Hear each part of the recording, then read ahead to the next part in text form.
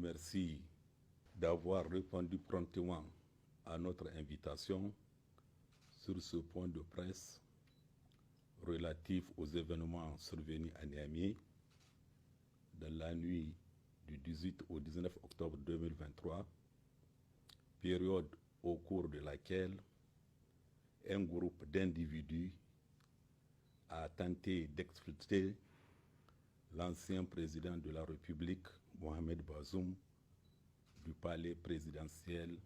où il est gardé depuis le 26 juillet 2023. Par rapport à ces faits, une enquête est en cours pour faire toute la lumière. En attendant la fin de l'enquête, nous tenons à porter à la connaissance de l'opinion nationale et internationale un certain nombre d'éléments et les rassurer ainsi qu'il s'agit des faits réels et non d'une mise en scène comme certains esprits ont essayé de le faire croire. Ce plan d'exfiltration,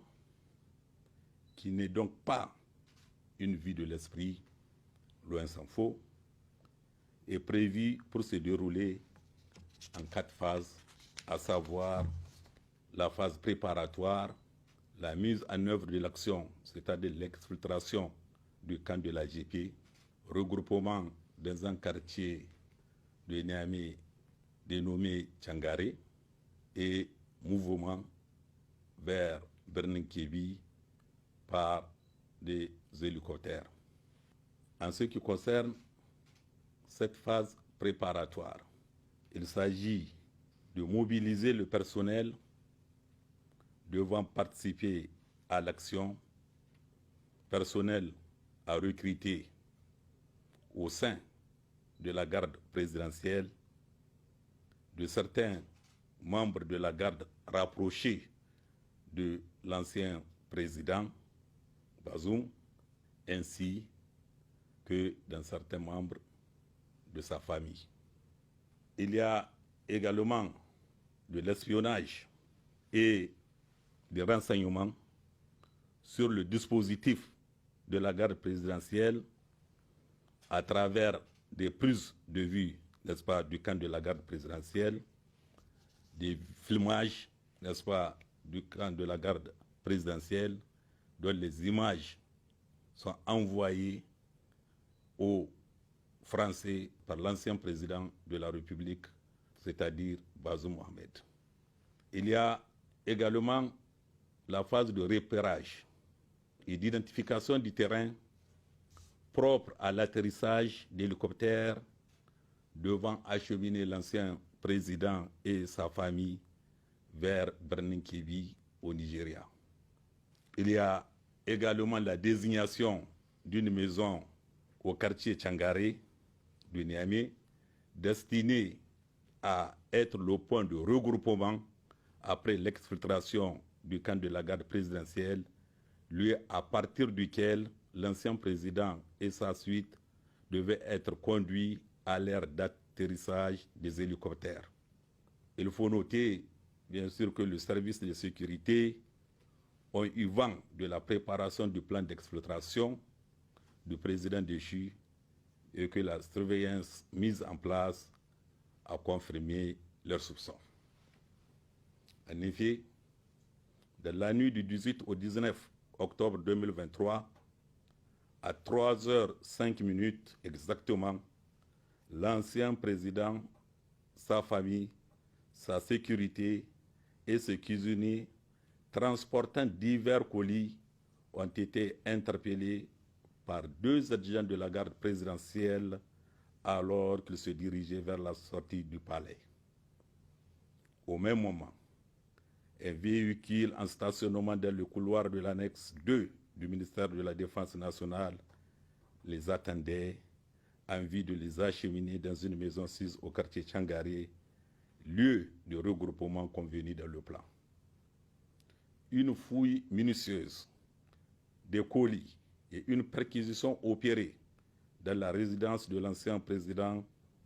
ont permis la découverte d'importantes sommes d'argent en CFA et en devises étrangères ainsi que divers biens précieux, notamment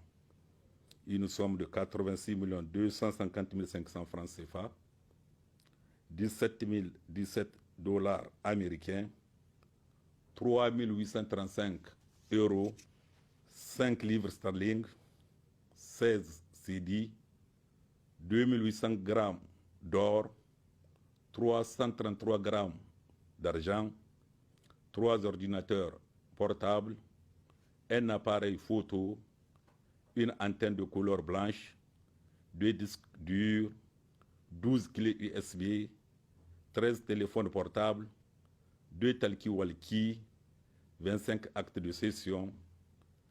6 titres fonciers, plusieurs puces RTL, une tablette,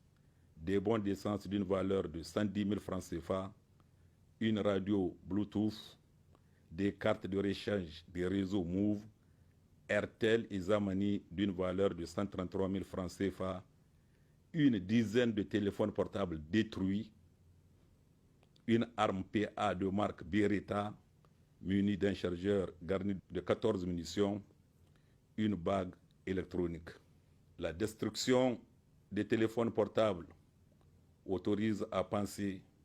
que des preuves ont sciemment été détruites. De nombreuses puces de téléphone indiquent des utilisations uniques pour des appels en vue de brouiller les pistes. Les bijoux et autres effets personnels de l'épouse de l'ancien président ne laissent aucun doute quant à un projet de départ définitif de lui. Il y a lieu de noter en outre qu'une somme de 68 millions de francs CFA et de fortes sommes en devises étrangères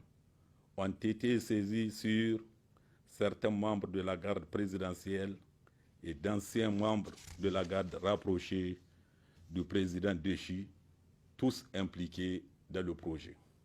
La maison sise au quartier Tchangare,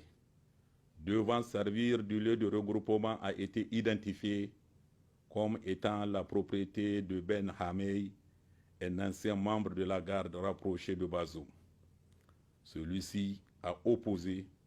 une vive résistance à son interpellation en ouvrant le feu sur les éléments des FDS, blessant grièvement l'un d'entre eux.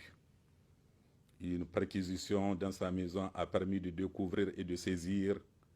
un certain nombre d'effets, dont des armes à feu, notamment un pistolet automatique